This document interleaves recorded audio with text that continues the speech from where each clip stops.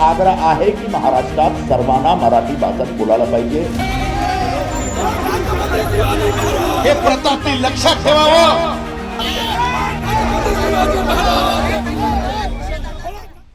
राज्यात सध्या मराठी सक्तीवरून जोरदार झुंपली आहे। अमराठी रिक्षा आणि टॅक्सी चालकांच्या मुजोरीला चाप लावण्यासाठी सरकारनं यांना मराठी सक्ती करण्याचा निर्णय घेतलाय। त्यासाठी 1 मे रोजीची डेडलाईन सरकारनं फायनल केली आहे। पण त्यावरून शिंदेंच्या शिवसेनेतून म्हणजेच उत्तर भारतातून आलेल्या संजय निरुपम यांना अमराठीचा पुळका आला आणि याच वादात गुणरत्न सदावर्ते यांनीही उडी घेतली। त्यातच सदावर्ते हे भाजपा आमदार नरेंद्र मेहता यांनाही भेटले। त्यानंतर या रिक्षा आणि टॅक्सीवाल्यांना मराठी शिकण्यासाठी काही वेळ द्यायला हवा असाही सूर उमटू लागलाय।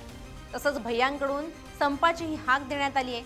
त्यामुळे आता सरकार या दबावातून ही डेडलाईन पुढे ढकलणार की आपल्या डेडलाईनवर ठाम राहणार याकडे सर्वांचं लक्ष लागलंय। सध्या नेमक्या काय हालचाली सुरू आहेत याचा आढावा घेणारा हा व्हिडिओ पाहूयात। नमस्कार, मी मृणाली पिळणकर।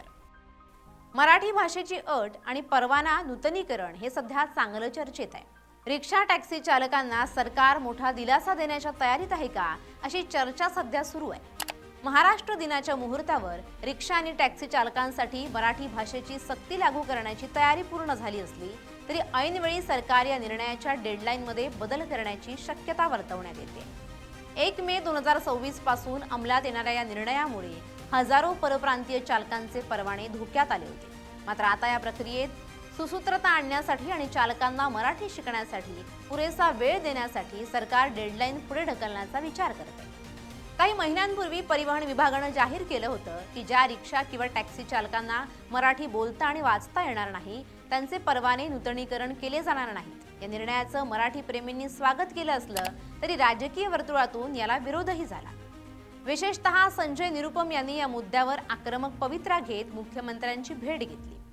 अनेक चालक गेली 20-30 वर्ष मुंबईत सेवा देत आहेत। अचानक मराठीची अट लादल्यास त्यांच्यावर उपासमारीची वेळ येईल असं त्यांनी नमूद केलंय। या दबावानंतर सरकारनं आपल्या भूमिकेत लवचिकता आणण्याचे संकेत दिले आहेत। मिळालेल्या माहितीनुसार सरकार केवळ दंड किंवा बंदी न घालता चालकांना मराठी शिकवण्यासाठी प्रोत्साहित करणार आहे। यासाठी मुंबई आणि परिसरात 70 पेक्षा जास्त प्रशिक्षण केंद्र सुरू करण्याचा प्रस्ताव विचाराधीन आहे। या केंद्रावर चालकांना प्राथमिक मराठी संवाद आणि भाषेचं मूलभूत ज्ञान दिलं जाणार आहे। हे प्रशिक्षण पूर्ण करण्यासाठी चालकांना किमान 6 महिने ते 1 वर्षाचा अतिरिक्त वेळ दिला जाऊ शकतो। आज दुपारी होणाऱ्या महत्त्वपूर्ण बैठकीत या प्रशिक्षण केंद्रांच्या आराखड्यावर आणि डेडलाईनच्या नवीन तारखेवर शिक्कामोर्तब होण्याची शक्यता आहे। एकीकडे रिक्षा टॅक्सी चालकांना दिलासा मिळण्याची चिन्ह असताना शाळांच्या बाबतीत मात्र सरकार कोणतीही तडजोड करण्याच्या मनस्थितीत नाहीये। राज्यातील सर्व माध्यमांच्या शाळांमध्ये इयत्ता 10वी पर्यंत मराठी अनिवार्य करण्याचा कायदा आधीच लागू आहे। ज्या शाळा या नियमांचं पालन करणार नाहीत त्यांना दररोज दंड किंवा थेट मान्यता रद्द करण्याच्या नोटिसा बजावण्यात आल्या आहेत। त्यामुळे रिक्षा चालकांना दिलासा मिळाला तरी शाळांना मात्र मराठीचा अभ्यासक्रम सक्तीनं राबवावाच लागणार आहे। परिवहन विभागातील वरिष्ठ सूत्रांनी दिलेल्या माहितीनुसार 1 मे रोजी होणारा अधिकृत कार्यक्रम रद्द होणार नाही, परंतु अंमलबजावणीसाठी ग्रेस पिरियड दिला जाईल। या काळात चालकांना मराठी भाषेची प्राथमिक परीक्षा उत्तीर्ण करणं अनिवार्य आहे। जर आजच्या बैठकीत सकारात्मक निर्णय झाला तर लाखो चालकांना मोठा दिलासा मिळेल आणि भाषेचा वाद सामंजस्यानं सुटण्यास मदत होईल असं काहींचं मत आहे। तर काही चालक हे वर्षानुवर्ष मुंबईत आहेत, त्यांना एवढी वर्ष मराठी शिकता आली नाही। उलट तेच चालक मराठी भाषिकांवरती दादागिरी गुंडगिरीची भाषा करत असतात। आम्ही मराठी बोलणार नाही, काय करायचं ते करा अशी मुजोरीची भाषा त्यांच्याकडून ऐकायला मिळते। आणि ज्या मराठी माणसांची मुंबई आहे त्याच मराठी माणसांमध्ये अल्पसंख्याक असल्याची भावना निर्माण होते। तोच मराठी माणूस मुंबईत हतबल होतो। त्यामुळे भविष्यात अशी मराठीची सक्ती केल्याशिवाय मुजोर परप्रांतीय मराठी शिकणार नाहीत असाही एक सूर उमटतोय। त्यामुळे या विषयात नेमका काय निर्णय होणार याकडे सर्वांचं लक्ष लागलंय।